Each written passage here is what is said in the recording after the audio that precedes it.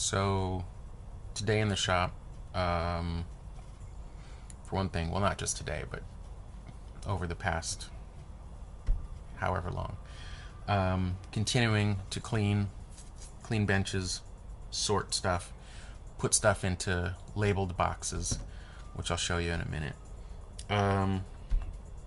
Other things, several things. I got two new cuckoo pipes. Well, new to me, as part of a whole set of them from an auction on eBay for real cheap. These are my favorites so far. Really nice, deep tones. Well, deep. I don't know about deep. They're cuckoos, but just nice and clear. Big pipes.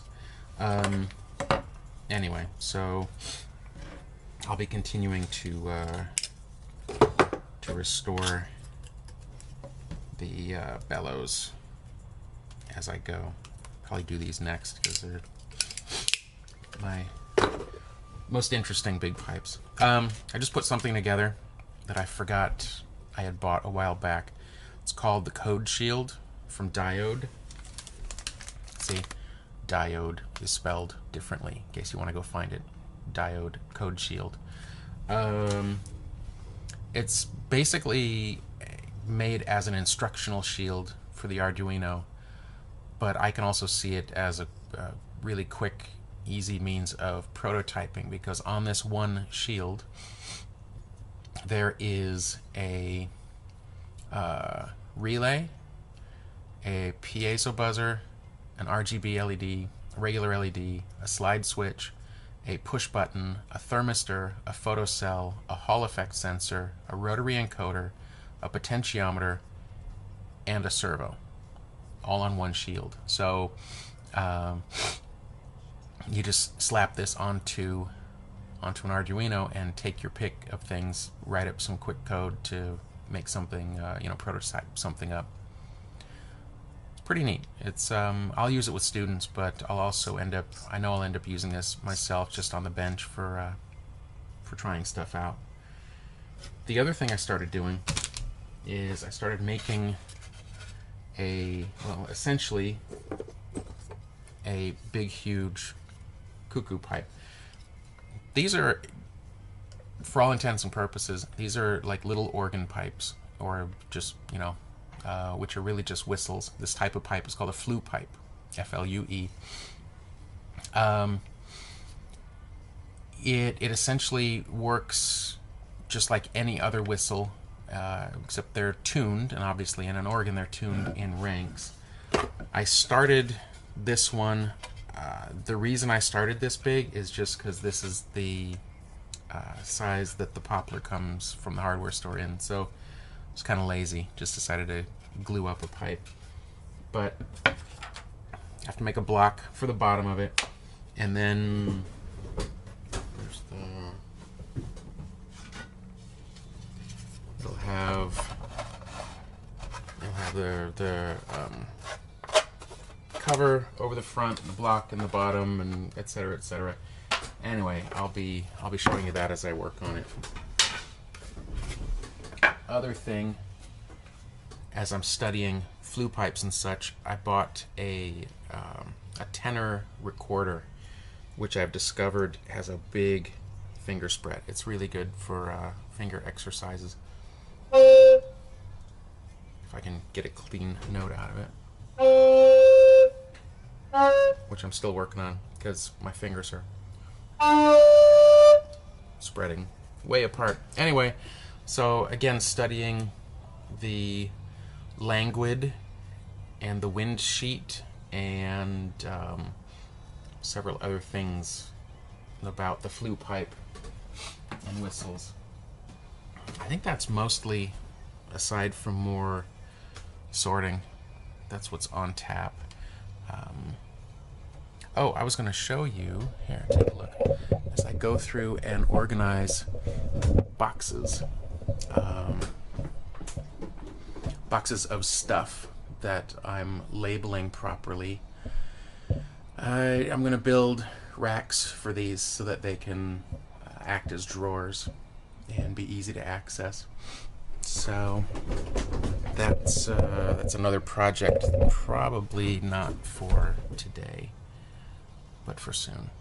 And I will see y'all later. So where I've gotten to after a trip to the hardware store, because my sanding belt was worn out, I made a rough block which fits into what will be the tube later. Well, once the front's on it, it'll be the tube of the flute pipe. I'm just kind of doing this by look and feel, just what looks right, with a tiny bit of measurement. Yeah, no, I could have gone off like plans and actually had proper dimensions and stuff, but you know, this is my first one. I like to learn by screwing things up, so I'm working hard on screwing this up. Come back in a bit. We'll see how far I've gotten and if my tube makes any sound. So, see you in a while. So, hey, the darndest thing happened. I sanded this part down to, you know, what looked like the right angle, and I sanded this down to what looked like the right angle, and I made this gap in here. See if you can see that gap right there. Just kind of eyeballed it with a knife and kind of sanded it a little bit down and stuff. And then I glued the lid on the tube, and then I screwed the cap on down here. Oh, and I bored a hole for the air to go in. And here's the craziest part. Watch this. Yeah, it works. I didn't measure anything, so, you know, you don't learn anything if you don't make mistakes. So I've learned nothing. I've learned that either it's dirt simple to make a whistle, and you know, there's a lot of finer points about doing measurements and stuff, or I got just stupid lucky with everything I made. I was going off this video that a guy named Rafi, he's built his own pipe organ. Really, really impressive stuff. So I was going off his video, just watching how he did it. And I just did it way quicker, dirtier, cheaper, just to see. And yeah, I'm pretty pleased. I haven't seen, you know, I haven't thought about tuning it yet. I'm gonna do a couple of other things to it along the way, but sounds good. So while I was gluing this and waiting for stuff to glue, I'll show you what else I did. Here, come this way. I put up my new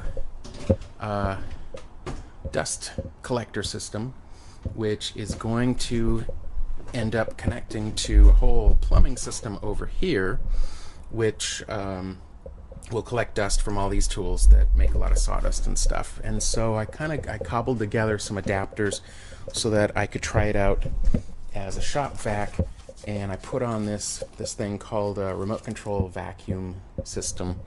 And here's the cool thing, is it's got a button on the end that you use, and you go like this, and it turns the whole thing on. And then you push it again, and it turns the whole thing off. So yeah, that's what I did while waiting for glue to dry on my flute pipe. So that's it for today's dispatch. Thanks for coming, and yeah, we'll see you again.